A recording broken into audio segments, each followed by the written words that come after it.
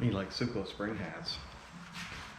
Somebody makes Simcoe spring hats for me, okay? Jeez, what does it take to get some hats made around here? Extra, extra, extra large. My head is huge. You fit a small country in here.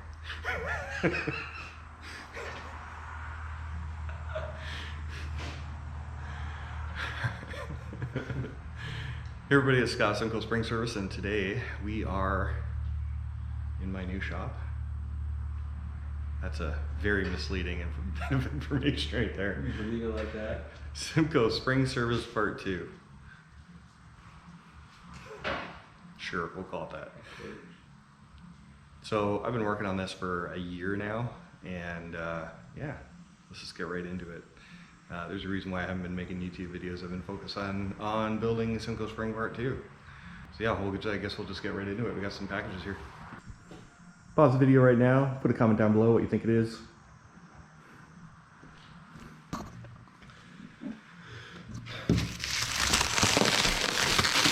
We're gonna have a Tormach 1100 MX. So yeah, bought a CNC machine. So basically last year I bought a drill press. You can check out that video over here. I'll link it in different places. And yeah, so we've been running the drill press for a year now. And the issue that we're having once again is I need to be able to make these lift blocks.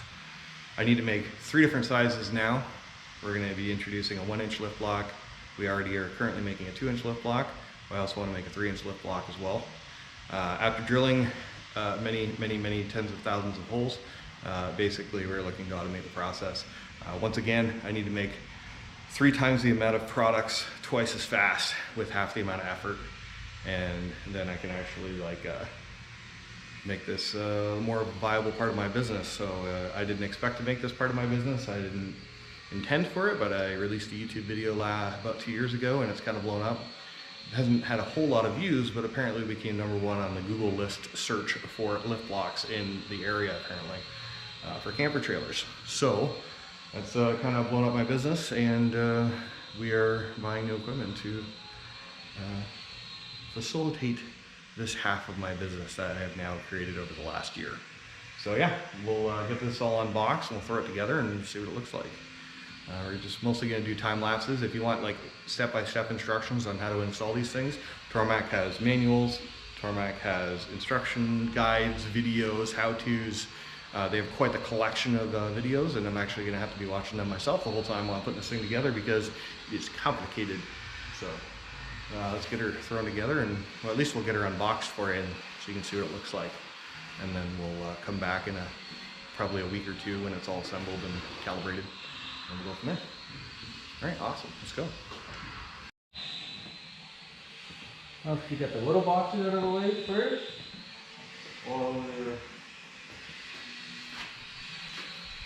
Alright, so I guess we should at least break this down and find what's in it. Yeah. We got vices and setups and mills and ends and mill ends and collets and all sorts of shit in here. And then over here we got our stand and our chip trays, and what was the other thing in here?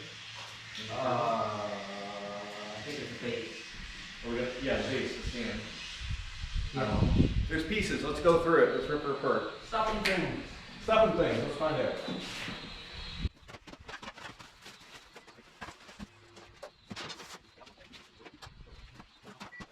The heck's in the first box here? Plastic. Okay, so these are my machining vices. 4 of them, because we're going to be making 4 blocks at a time. So they're a 4-inch machining vise. They are made by Tormach. So we'll just set those aside. We're going to be using those probably at the very end.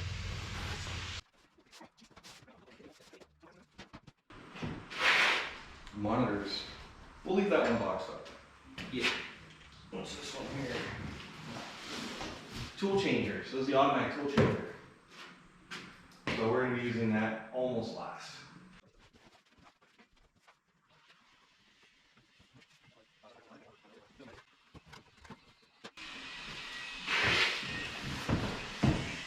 Oh, cool. Anti-fatigue mat. That's cool.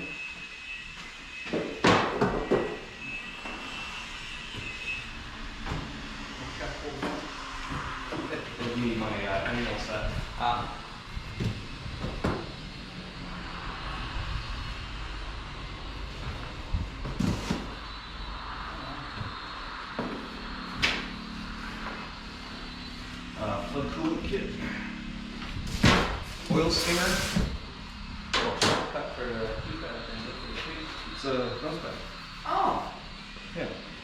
that's cool. They offer a mouse pad with all your G-code shortcuts.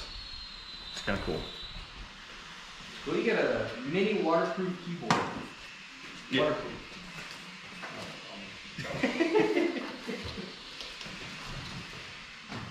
Keyboard you can't see.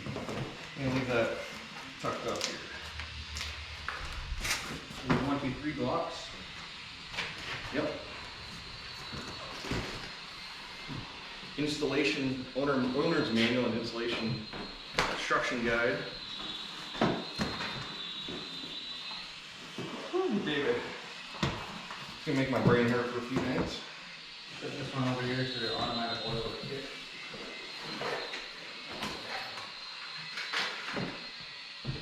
And it's drill bit set.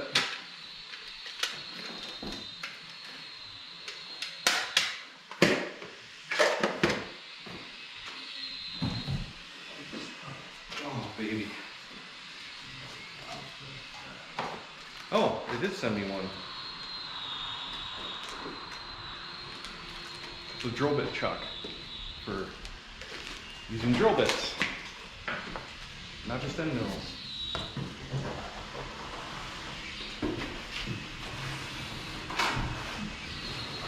That's like 40 pounds. What's that? Not. Okay. There's our operator set. So there's all my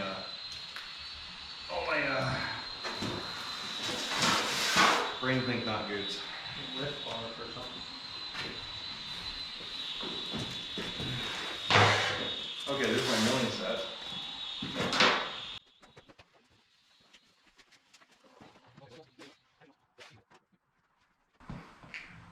Nice end mills, so pretty.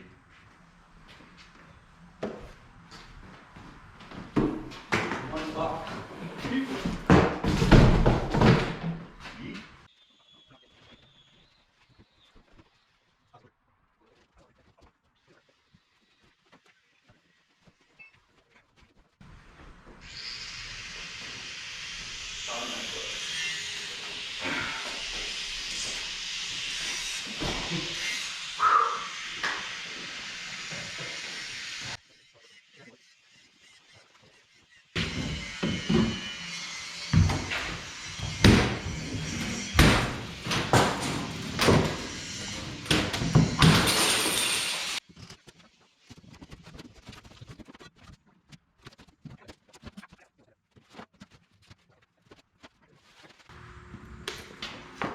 So I'm gonna read this.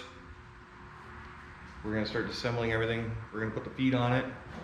We're gonna get the stand put up, and then I'll bring it back when we actually unbox and uncrate the milling head and go from there. I'll see you in a little bit.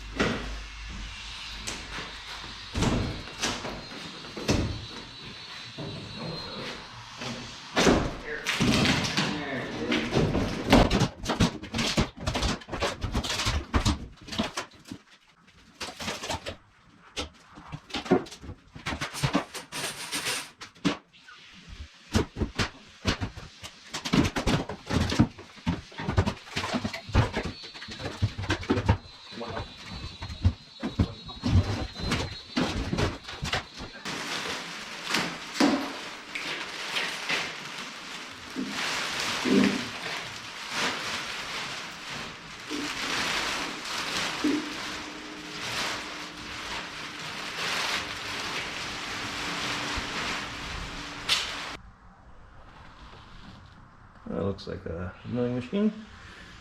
I think I gotta get this thing turned around. So we're ready to lift this thing up. So we mounted the motors. There's one there, and then this one here.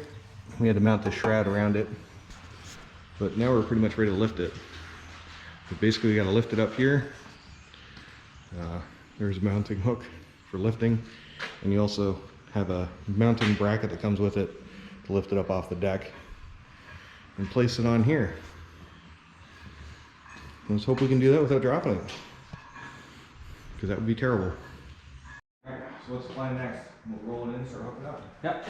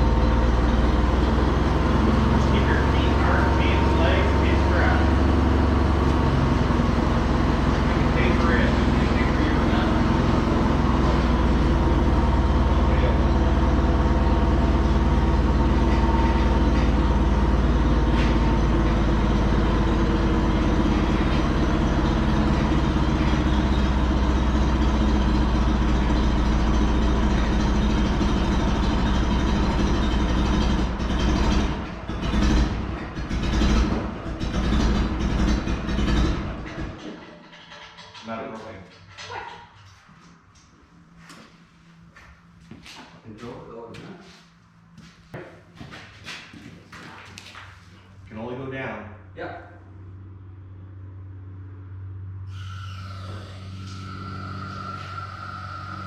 Looking good, looking good. And we are touchdown. What's time to run out of propane? Yeah, we ran out of propane mid-lift. Sweet. Guess we'll come back here in about 20 minutes when I get some propane. All right, got more propane. Let's do it. Attempt number 2. Hopefully only 2. Go. No dropping.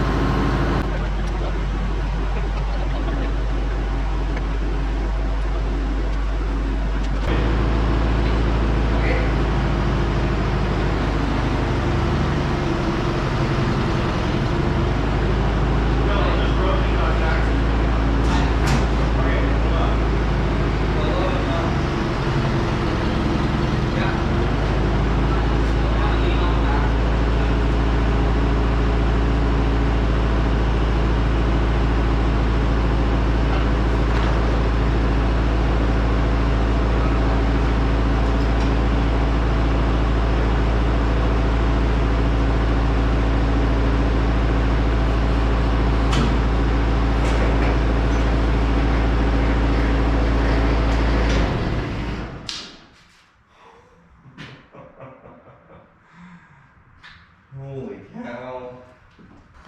There you go. Sketchy ass setup, but that's what came with it.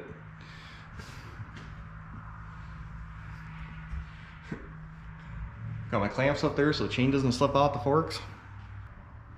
I'm leaving tons of space around this thing because you're supposed to, because you need to be able to walk around and service it. So, all right, let's get this unchained. So currently we're watching the CNC machine get put together and get it assembled and stuff like that, and we're lowering it down to the ground, and we're putting the machine on the base and stuff like that.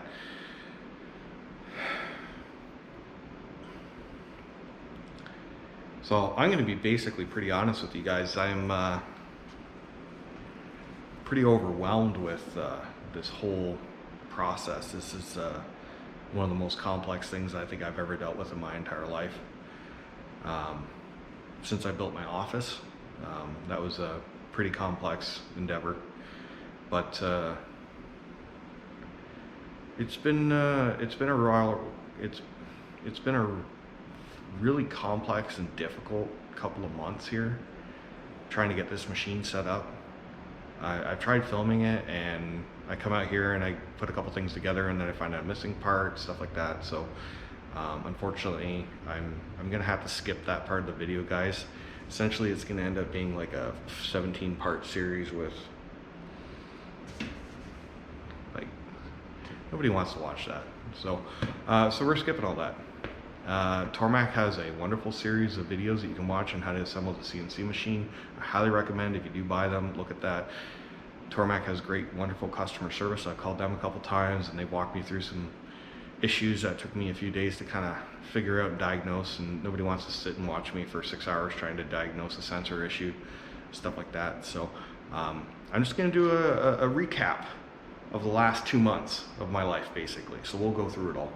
I've been setting this up in my garage and basically having a second business going on right now, because essentially what happened was we brought out our 2-inch lift blocks for our camper trailers. If you saw last year, I'll post the video right up here. We essentially bought a new piece of equipment for it. We bought a drill press. I was woefully unprepared for how many of these blocks that we would sell. I installed a machine in October, and by January I had about 400 to 500 of these blocks manufactured. We sold out of those blocks in like a month, a little over a month, 6 weeks, something like that. And I basically scrambled the entire summer to keep up. So I remember I joked about, oh, I gotta like double my or quadruple my production with half the amount of effort. Well, now I gotta do it again. So essentially, just to keep this video short, I'm gonna go through and summarize what's happened in the last 4 months, or sorry. So what I'm gonna do is I'm gonna summarize what's happened in the last couple of months and basically give you a walk down and process of me just trying to brute force this into my already busy schedule, because I already work a full-time job. So I've been out here on nights, weekends, evenings, stuff like that. My job is pretty physically and mentally demanding, so it's really hard for me to get out here on a regular basis. So I've just been trying to get it all together. So issues that come up when you're starting a new business with new equipment. Let's start right now, and I'll walk you through all the things that we had to change and upgrade around here. So number one, I had to put a full new service in. I had a 40 amp service out here. Yeah, I was woefully unprepared for it. My air compressor takes 20 amps, my heating and air conditioning takes 20 amps, and my CNC machine takes 20 amps. So I need 60 amps out here. Put a 100 amp service out here. I still gotta run outlets and lights. So I still have yet to convert all that. We ran out of time, just like everything else. So I have another panel out here with 4 15 amp breakers, and we gotta rewire all that, but I'm running out of time and money, so process for another day. So I bought the cheapest 12 cubic feet per minute air compressor that I could find. Basically it's obnoxiously loud and deafeningly loud, and but basically it meets my needs. The machine takes 2 cubic feet per minute just for automatic tool changes, if you're doing that like on a regular basis. We plumbed it up. I bought a plumbing system. So up here I bought a plumbing system to plumb the whole building up. Basically I bought it as a kit, and it comes with all the fittings and pipes and tubes and stuff like that. It is amazing, and what I'll do is I will show a picture here of what brand and size and make and model and stuff it was. I probably had that installed in like an hour or two. I really should have shot a YouTube video on it, but I thought it was going to take me like an entire day, and it went together real easy. I was extraordinarily impressed with it, and there's no leaks, so how can you complain about that? So I'll give you a close-up view of it. So it comes with these ports, and it has 4, so 1, 2, 3, 4, and a dump valve, which is pretty cool. And then I got plumbed all the way around.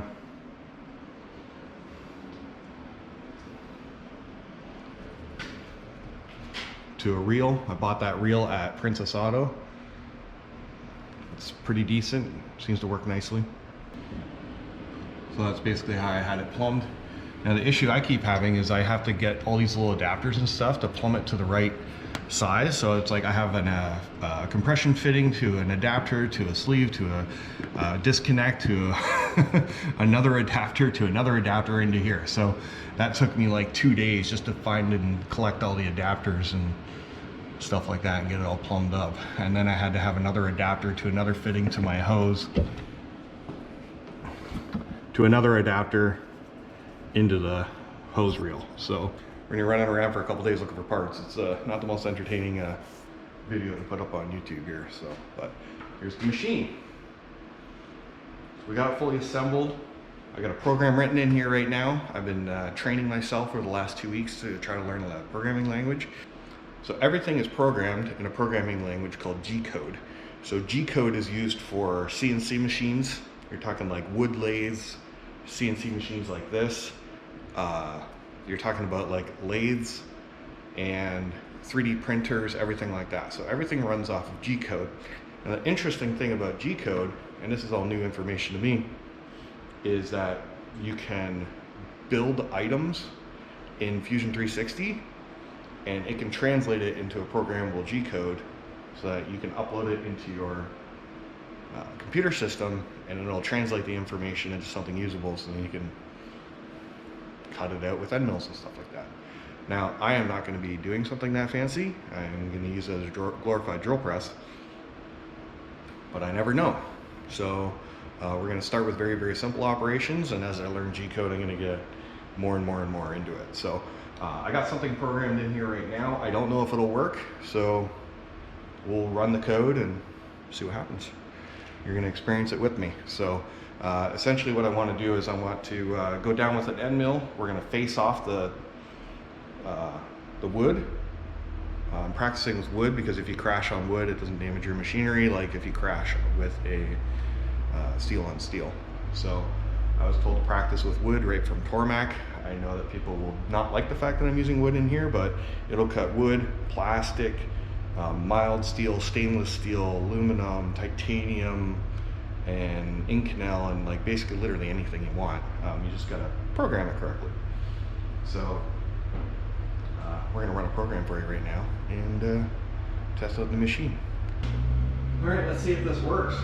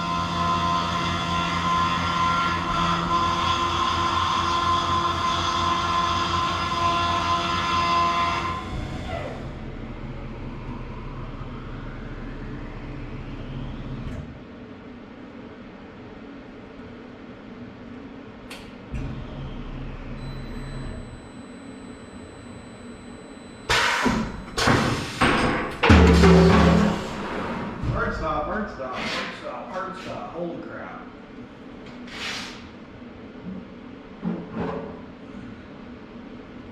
Jeez.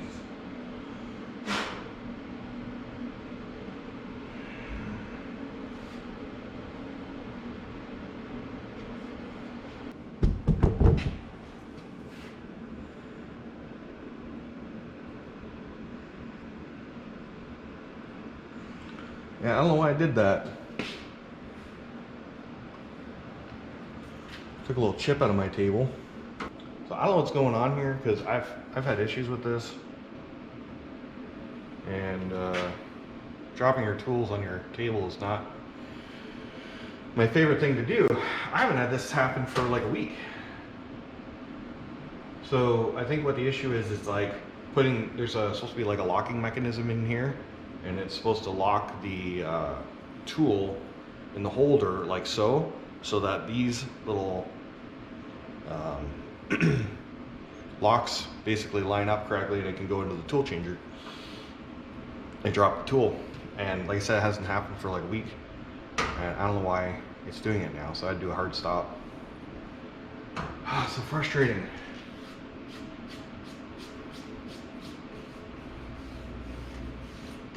I don't know why it's doing this. It's so stupid. So basically there was two air valves that were set to the wrong air pressure. One was incorrectly set on the automatic tool changer, and then it was incompatible with the other adjustment on the back of the machine. Once I had that set up properly, I never had a problem again. Alright, so I'm going to store this current tool, even though it says tool length 0.0. I'm trying to figure out what that is. I've set it up so that it is above my piece of wood, so if it drops it again, it should drop it on something soft instead of something hard. Let's try that and see what's going on here.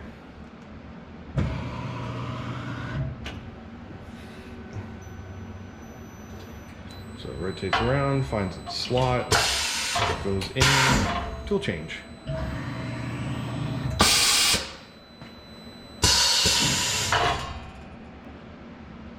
Automatic tool changer, low air pressure detected.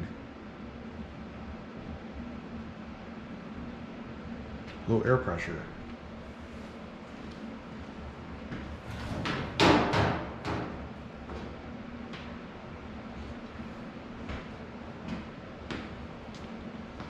Check the air pressure. It's got 100 psi going to it, so I don't know what's going on. So apparently it stopped on line. Last line was line 160. So I'm going to see if I can start it up from there and go from there. I don't know. We'll see.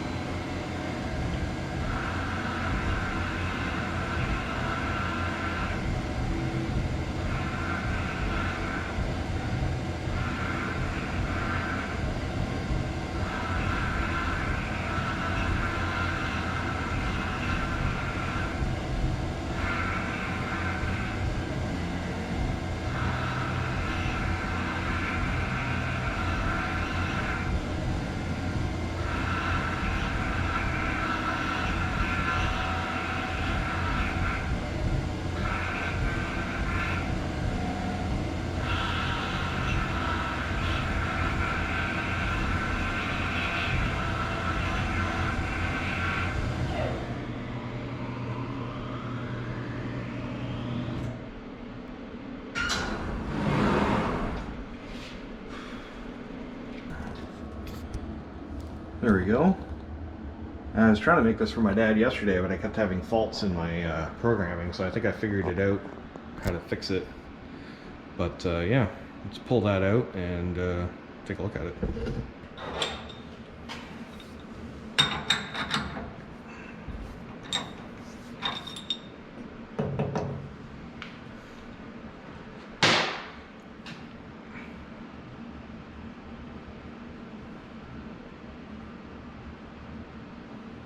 You can actually see the impact mark right there from the bit dropping onto the piece of wood.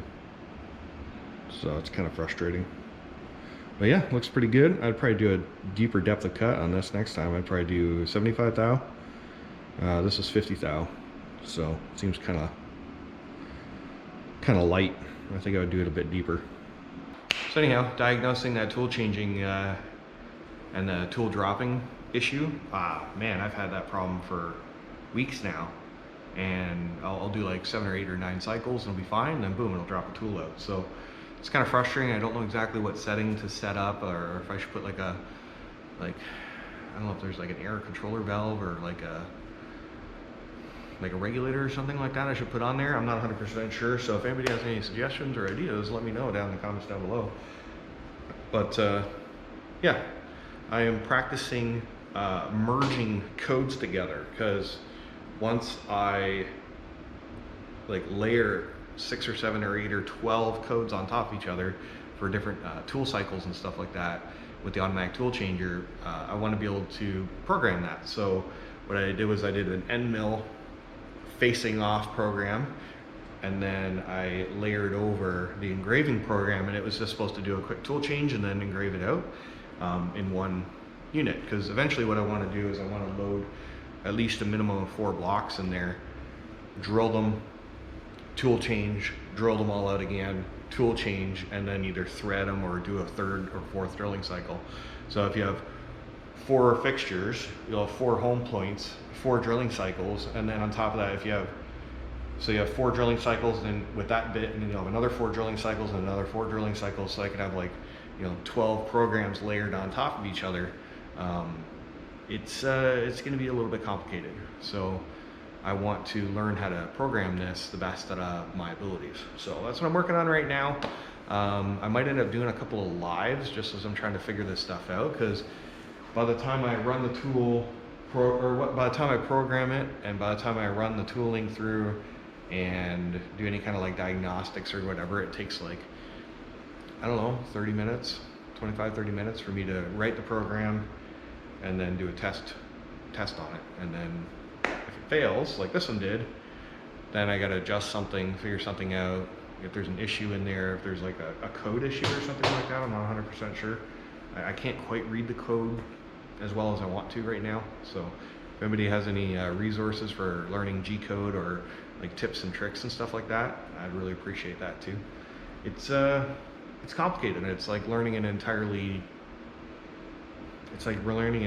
new language. So yeah, so that's what I've been working on. So hopefully you'll join me for some CNC adventures over the next 3 to 6 months while I figure this stuff out, because I'm hoping to be fully trained by probably January sometime, so I can get this into production February, March, and April, so that when trailer season comes around, I can have plenty of inventory for all my customers, and I don't have to scramble the entire year just trying to keep up. So if you want to purchase our lift blocks, I'm going to put a lift, or if you want to purchase any of our trailer lift blocks, it's going to be in the description down below, and I'll catch you next time. All right, thanks for watching, everybody. I appreciate it. Sorry this video's been kind of chaotic and all over the place. It's literally a snapshot of my life right now, chaotic and all over the place. All right, have a good day. All right, bye. Catch you next time.